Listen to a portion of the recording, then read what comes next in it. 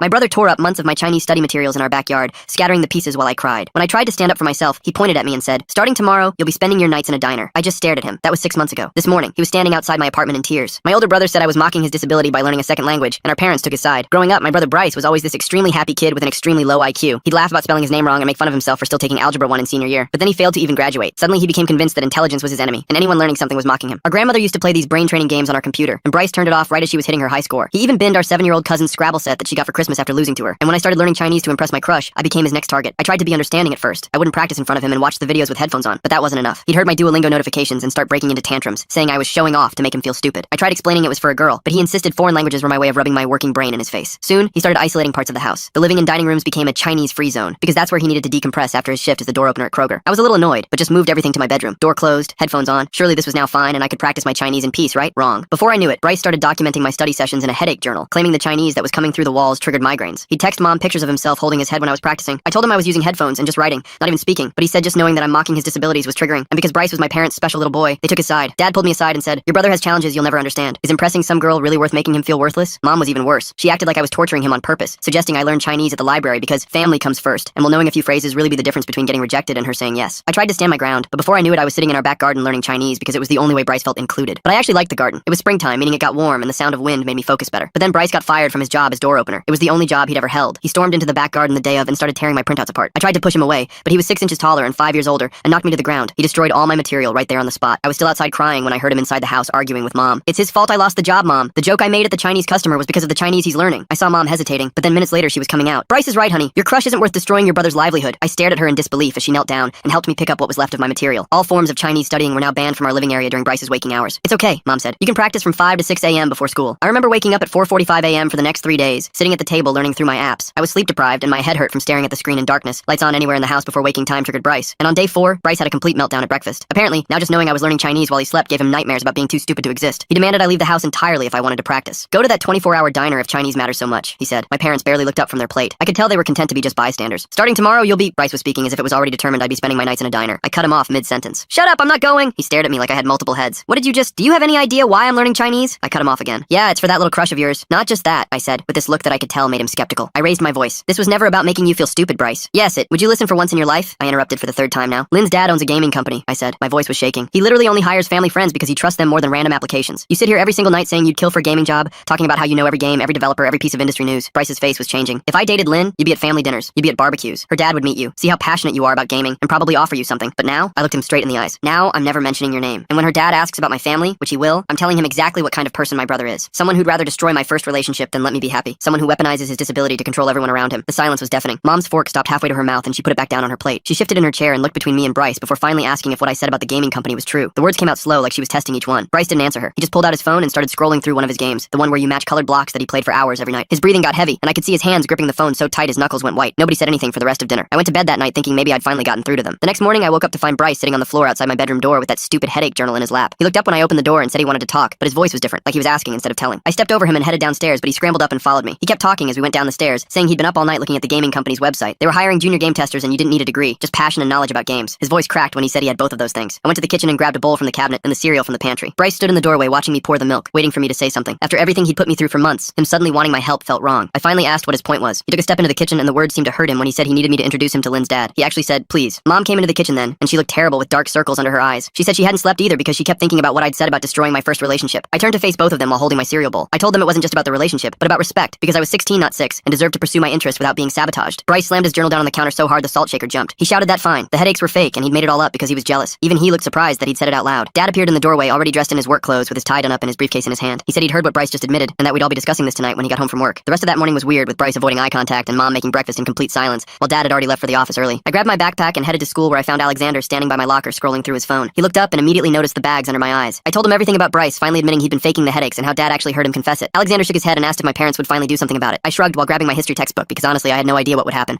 But Mom had seemed different last night, like maybe she was finally seeing what had been going on. We were about to head to first period when Lynn appeared at my locker holding her Chinese workbook. She smiled and said she'd heard I was learning Chinese, which was really cool, and asked if I wanted to practice together at lunch. My heart started pounding so hard I thought she might hear it, but I managed to nod and tell her I'd like that. Alexander grinned and made some excuse about needing to get to class early before walking away to give us space. This was exactly what I'd been working toward all those mornings studying in the dark, and all those hours in the garden before Bryce destroyed my materials. Lynn and I talked for another minute about which apps we were using before the warning bell rang, and we had to split up for class. The whole day dragged on with me barely able to focus on anything except lunch with Lynn and whatever whatever Dad had planned for tonight. When I finally got home that evening, Dad was already there with his tie loosened and sleeves rolled up, sitting in the living room with Mom and Bryce. Why did Bryce think his joke about Chinese customers was connected to his brother learning the language? That jump in logic is so strange, like he's looking for anything to blame except himself. The room that used to be Bryce's Chinese free zone now felt like a courtroom with Dad sitting forward in his chair, looking more serious than I'd ever seen him. He started by saying that Bryce had admitted to faking his symptoms, which was manipulation and abuse. The word abuse hung in the air like something toxic, because we'd never used that word in our family before. Bryce's face turned red, and he jumped up from the couch yelling that he was the one with the disability, and he was the one who couldn't learn things like I could while pointing at me like I was the criminal here. Mom finally spoke up in this quiet voice, saying that having a disability didn't give him the right to control others, and that she thought she'd been enabling him. I couldn't help the bitter laugh that escaped when I reminded her she'd made me study Chinese at 5 in the morning in complete darkness, because Bryce claimed he was having nightmares about it. 3 days later, Bryce had gone completely quiet and spent most of his time locked in his room with his laptop, which was weird because he usually watched TV in the living room from morning to night. Mom would bring him meals on a tray, but she wasn't doing the whole cutting his food into bite-sized pieces thing anymore, just left the plate by his door and walked away. I could hear him typing away at all hours, printing stuff out on our old printer that made this awful grinding noise every time it spit out a page. At school, Lynn and I had started meeting up during lunch to practice Chinese together, sitting under the big oak tree behind the cafeteria where nobody really went. She'd bring these flashcards her mom had made, and we'd quiz each other while eating our sandwiches, and she was way better than me, but never made me feel dumb about it. One day she mentioned her dad was looking for game testers for their new project, asking if I knew anyone who was really passionate about gaming. I froze with my sandwich halfway to my mouth because of course I knew someone, but part of me wanted to say no, wanted to punish Bryce for everything he'd put me through. But then I thought about what it could mean for our family if he actually got a job he cared about, how maybe things could change. That Friday night after dinner, I was heading to my room when Bryce cornered me in the hallway, shoving this thick stack of papers at me that he'd clearly spent hours putting together. The portfolio had every single game Miller Interactive had ever made with detailed analysis, screenshots he'd printed in color, even though Mom always yelled about ink costs, and these long paragraphs about game mechanics and story development. I flipped through page after page, shocked at how good it actually was, how he'd noticed things about the games I'd never even thought about despite playing some of them myself. He stood there watching me read, shifting his weight from foot to foot like a little kid waiting for test results. When I looked up at him, he said quietly that he wasn't stupid about everything, just most things, and it was the most vulnerable I'd ever seen him in my entire life. The next week I finally mentioned Bryce to Lynn while we were practicing, carefully telling her my brother was obsessed with her dad's games and actually knew more about them than anyone I'd ever met. She immediately perked up, saying her dad loved meeting true fans, and maybe Bryce could come to their weekend barbecue. When I got home and told Bryce about the invitation, his eyes actually filled with tears, and he kept asking if I was really doing this for him after everything that had happened. I told him I was doing it because it was the right thing to do, but made it clear that if he embarrassed me or made any comments about Chinese people, we were done forever, and he nodded so hard I thought his head might fall off. The day of the barbecue came way faster than I expected, and Bryce spent the entire morning in his room trying on different shirts. I could hear him through the wall practicing conversation starters with Mom, who kept telling him to just relax and be himself. She helped him pick out his nicest jeans, and even ironed his favorite gaming shirt that had some retro controller design on it. They spent almost 3 hours going over topics he could talk about if the conversation got awkward. When we finally got in the car to drive to Lynn's house, Bryce's hands were shaking so bad he couldn't even buckle his seatbelt properly. The whole ride there, he kept asking me what if questions about messing up or saying something dumb. We pulled up to this huge house with perfect grass and a 3-car garage, and Bryce just froze in the passenger seat. He wouldn't get out of the car for like 5 whole minutes and kept saying maybe this was a bad idea. His usual confidence where he'd boss everyone around was completely gone, and he looked like a scared little kid. I told him to just be the version of himself who loves games, not the version who tears up homework. He nodded and finally got out, but his legs were shaking as we walked up the driveway. Lynn answered the door with this huge smile and led us through to the backyard where her dad was grilling burgers. Mr. Johnson turned around with this warm smile and shook both our hands like we were important business partners or something. The second Bryce mentioned he'd beaten every achievement in their latest game, Mr. Johnson's whole face lit up. He started asking Bryce about specific mechanics and boss fights, and Bryce just came alive talking about frame rates and difficulty curves. All that stuttering and nervousness disappeared as he explained his strategy for the final boss that apparently only 2% of players had beaten. Mr. Johnson was leaning in, asking follow-up questions, and even called over some other guy who worked at the company to hear Bryce's analysis. They stood there for like an hour straight just talking about game design and player retention rates and stuff I didn't even understand. Lynn grabbed my hand and we went to get food while they kept talking by the grill. 2 hours into the party, I looked across the yard and Bryce was still deep in conversation with Mr. Johnson and 2 other employees. Lynn squeezed my hand and said my brother really knew his stuff, which made me feel weird because I'd never heard anyone compliment him before. We stayed until almost 9, and when we got home, Mom was waiting in the living room asking how it went. Bryce couldn't stop talking about how Mr. Johnson wanted to see his portfolio of game reviews he'd been writing. Mom actually started crying on the phone when she called me later that evening, saying Bryce hadn't been this happy in years. She kept thanking me for giving him this chance and saying maybe things could finally turn around for our family. I felt this weird mix of being happy for him, but also still mad about all the months of hell he'd put me through. I told her he needed to earn this opportunity and that one good day didn't erase what he did to me. She got quiet and said she understood, but I could tell she just wanted everything to go back to normal. The next morning, I was barely awake when Bryce burst into my room without even knocking. He was holding his phone and practically jumping up and down, saying Mr. Johnson had emailed him about taking a real test. Not just a conversation, but an actual game knowledge test that could lead to an internship at the company. His excitement was so intense I thought he might pass out from not breathing properly between words. I told him that was great, but made sure to remind him this all came through my relationship with Lynn, the relationship he tried to destroy when he ripped up my Chinese homework and got me banned from studying in my own house. His face went from pure joy to something I'd never seen on him before, like actual shame was hitting him for the first time. He sat down on the couch and put his head in his hands, stayed quiet for maybe 30 seconds, which was the longest I'd ever seen him go without talking. When he looked up, his eyes were wet, and he asked me how he could make things right. I didn't have an answer ready because honestly, I never expected him to care about making anything right. Over the next week, something weird happened in our house. Bryce started studying for that test like his life depended on it, but not in his usual way where everyone had to suffer with him. He wore headphones, kept normal hours, didn't demand we all be silent when he was working. He'd set up at the kitchen table with his laptop and notebooks, writing down everything he knew about different game studios and their histories. Mom kept bringing him snacks and drinks, but he'd just nod and keep working, not making a big deal about needing special treatment. Dad noticed it first, pulled me aside one evening while Bryce was in his room reviewing his notes. He told me it was like having a different son, and that he should have stepped in years ago instead of letting things get so bad. The apology felt weird coming from him after all this time, but I could see he meant it. 3 days before the test, Bryce started getting nervous, pacing around the house and asking me questions about what Mr. Johnson might ask him. The morning of the test, he threw up twice before breakfast. Couldn't keep anything down. Hands shaking so bad Mom had to button his shirt for him. He kept asking what would happen if he failed, if he was too stupid even for this chance. I told him he wasn't stupid about games, that Mr. Johnson had seen that already, and to just trust what he knew. The words felt strange coming out of my mouth after everything he'd put me through, but I meant them. He left for the test looking like he might pass out but determined. The next 2 weeks waiting for results were the strangest our family had ever been. Bryce was anxious but not mean about it, didn't take it out on anyone, just kept refreshing his email every 10 minutes. Bryce spent 3 hours practicing conversation topics with their mom before the barbecue. That's such careful preparation preparation for someone who usually just demands things. How did his brain switch from memorizing game details to remembering social rules? Mom supported him without babying him for once, telling him whatever happened, they were proud he tried. Dad actually sat at dinner with us and asked about everyone's day, instead of hiding in his office. At school, things were good too. Lynn and I were officially together and everyone knew it. Alexander kept joking that I'd turned family dysfunction into a relationship strategy, but he wasn't completely wrong about that. Lynn thought the whole situation with Bryce was crazy, but she was glad something good might come from it. Mrs. Rodriguez pulled me aside between classes one day, said my teachers had noticed I seemed happier lately and wanted to check if everything was okay at home. She'd been worried about me since sophomore year when I'd shown up to school exhausted from those early morning study sessions. I told her things were actually getting better, and she looked genuinely relieved. 2 weeks and 3 days after the test, we were all at dinner when Bryce's phone buzzed. He grabbed it so fast he knocked over his water glass, hands shaking worse than test day. He tried to open the email but couldn't manage it, shoved the phone at Mom and asked her to read it. She opened it and started reading out loud about how they were pleased to offer him a position in their game testing department. Bryce completely lost it, started sobbing harder than I'd seen since he was maybe 8 years old. He kept saying he got it, that someone actually wanted him for his brain, not despite it. Mom was crying too. Dad got up and actually hugged him, which I hadn't seen in years. Even I felt something in my chest watching him realize he was worth something to someone who wasn't family. Dad went straight to the kitchen and came back with a bottle of champagne we'd been saving since New Year's, popping it right there in the living room while Mom kept wiping tears from her face and pulling Bryce into these tight hugs every few minutes. Bryce sat on the couch reading that offer letter again and again, his finger tracing each line like he was scared the words might change if he looked away, and I watched him mouth the salary number at least 20 times before Dad poured everyone a glass, even giving me half of one. The whole thing felt like watching a different family, like aliens had replaced the people I'd lived with for years, because Dad was actually talking about Bryce's future, and Mom was making plans for his first day, instead of just worrying about his feelings. We stayed up until almost midnight talking about the job, about gaming, about everything except Chinese or disabilities or any of the stuff that had torn us apart for months. Around 11 that night, I was already in bed when I heard the knock on my door, soft at first, then a bit louder, and when I opened it, Bryce was standing there looking more uncomfortable than I'd ever seen him, shifting his weight and staring at the floor. He started talking fast, saying he'd been jealous of everything about me, not just the Chinese, but how I learned stuff without trying, made friends without thinking about it, did all the things that felt impossible for him. His voice cracked when he admitted he'd wanted to punish me for being everything he couldn't be, for having the brain that worked right, for making him feel broken just by existing. I told him I knew, that I'd figured it out months ago, but knowing why didn't make it okay that he'd made my life hell, destroyed my stuff, gotten me kicked out of my own house at 5 in the morning. He nodded and pulled out his phone, showing me a shopping cart full of Chinese learning books and apps he'd been researching, saying he wanted to use his first paycheck to replace everything he destroyed, and maybe I could teach him some basic phrases for work since there might be Chinese clients. The next 2 weeks passed in this weird adjustment period where Bryce would practice saying hello and thank you in Chinese while getting ready for work, wearing his new more interactive t-shirt around the house like it was made of gold. Mom started telling him no for the first time I could remember. Like when he wanted to skip his first team meeting, she made him go anyway, and Dad actually stayed in the room during family dinners instead of disappearing to his office. Everything felt different but fragile, like we were all learning how to be a family again. And when Alexander came over 3 weeks later, he stopped in the doorway and looked around like he'd walked into the wrong house. He kept saying the place felt different, lighter somehow, like everyone could finally breathe without worrying about setting off a bomb, and even pointed out that I was doing my Chinese homework at the kitchen table instead of hiding. Things were going well until about a month into the job when Bryce came home early one Tuesday, looking like someone had died, his face white and his hands shaking as he told us he'd made a huge mistake in testing that might get him fired. He'd missed a major bug because he'd been showing off to his team lead about knowing some obscure game mechanic, got distracted and approved something that crashed the whole system, costing them hours of work. But instead of throwing things or screaming or blaming me somehow, he sat at the table and asked what he should do, how he could fix it, how he could show them he could learn from mistakes, instead of just being the stupid kid who broke everything. I grabbed my laptop and sat next to him at the kitchen table, something that would have been impossible just months ago. We spent the next hour typing and retyping his email to his supervisor,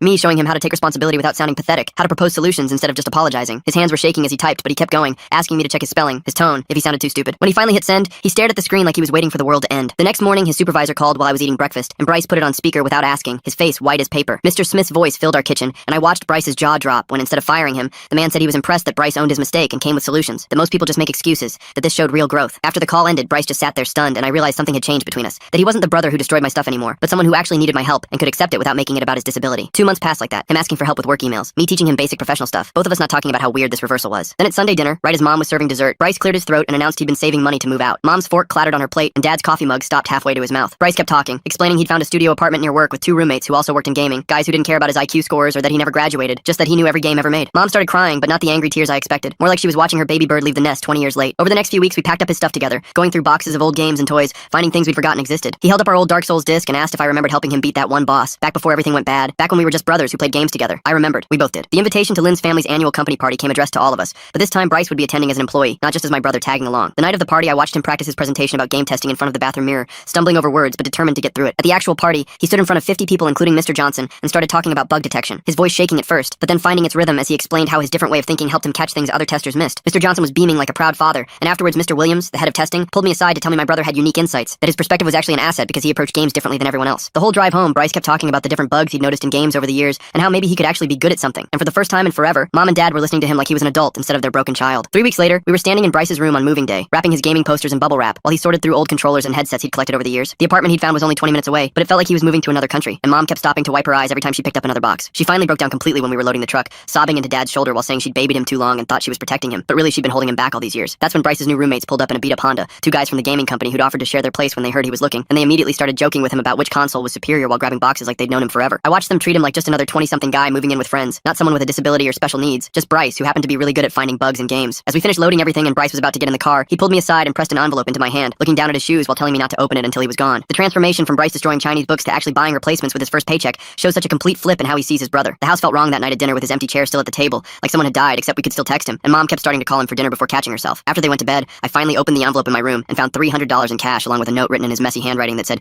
he was the disabled one, but he disabled me too, and he was sorry, and could I maybe teach him some Chinese when he got settled. My hands were shaking as I read it 3 times, then folded it carefully and put it in my desk drawer with my old Chinese materials. A week later, he called while I was doing homework, practically yelling into the phone about how he'd cooked spaghetti for the first time, and it was terrible and stuck to the pot, but it was his terrible spaghetti that he'd made himself without anyone helping. Lynn and I went to visit him the next weekend, and he showed us around the apartment like it was a palace, pointing out his corner with his gaming setup in the kitchen where he'd burned the spaghetti in his bedroom that was already a disaster of clothes and game boxes. His roommates were there playing some new release, and one of them looked up and said, I was the brother who got him the connection, and thanks because Bryce was actually cool and had already found 3 major bugs they'd missed in testing. We all ended up playing together for hours, passing controllers around and arguing about strategies, and Bryce wasn't trying to control everything or prove he was smarter, just sharing what he knew and actually listening when Lynn suggested a different approach to a boss fight. This was who he could have been all along if we hadn't all been so focused on what he couldn't do instead of what he could. If Mom and Dad hadn't wrapped him in bubble wrap and told him the world was too hard for him to navigate alone. 2 weeks after that, Mom and Dad went to visit him for dinner and came home looking 10 years younger, going on and on about how he'd cooked them chicken that was only slightly burned and had shown them his pay stub from his first real paycheck, and how his roommates had said he was already one of the best testers on the team. I started practicing Chinese right in the living room after that visit. My textbook spread across the coffee table while Mom read her magazine on the couch nearby. Nobody complained or made faces or claimed migraines anymore. Sometimes I'd video call Bryce in the evenings and he'd ask me to teach him basic phrases, sitting in his tiny apartment kitchen with his roommate's cat wandering through the background. He was terrible at tones and kept mixing up simple words, but he'd laugh at his mistakes and try again, writing notes in his messy handwriting. At school the next week, I stopped by Mrs. Rodriguez's office and told her everything that had happened since the court stuff. She leaned back in her chair and said something about people needing to hit bottom before they could change, and how our family had found a way through. 3 months passed like that, with Bryce getting better at his job every week, until one Thursday evening my phone rang while I was doing homework. It was Bryce, and he was crying so hard I could barely understand him at first, but then he managed to get out that he'd been promoted to senior tester. His voice cracked when he said they valued his brain, his different brain that noticed things other testers missed. That Sunday we started what became our new tradition, with everyone gathering at our house for dinner. Bryce drove himself over in the used Honda he'd bought with his own money, walking through the door with this confidence I'd never seen before. We ate Mom's lasagna and talked about normal stuff like work and school and the weather. During dinner, Bryce cleared his throat and announced he'd enrolled in online classes. Just basic stuff, he said, wanting to try learning again at his own pace. Dad stood up with his glass and made this short toast about second chances and new beginnings. We all raised our glasses, even Bryce with his apple juice, since he never did like champagne or any alcohol really. Lynn showed up for dessert, bringing homemade cookies she'd baked with her mom. Bryce thanked her in Chinese, butchering the pronunciation completely but saying it with real sincerity. She smiled and gently corrected his tones, and he laughed at himself without any of that old shame or anger. While Mom was cutting the pie, Bryce admitted he might fail the classes, but wanted to try anyway, because failing wasn't the worst thing anymore, not trying was. As everyone got ready to leave and Lynn helped Mom with dishes, Bryce pulled me aside near the front door. He looked at me for a long moment, then said simply that he was grateful for the chance, for my patience, for not giving up on him completely even when he'd been at his worst. I watched him drive away to his own life a few minutes later, while Mom and Dad waved from the doorway like proud parents should. The house felt peaceful now in a way it never had before. I sat down in the living room to practice my Chinese characters while my parents read nearby, nobody claiming territories or keeping journals of grievances or demanding anyone leave. We were still figuring out how to be a family without all the old toxic dynamics,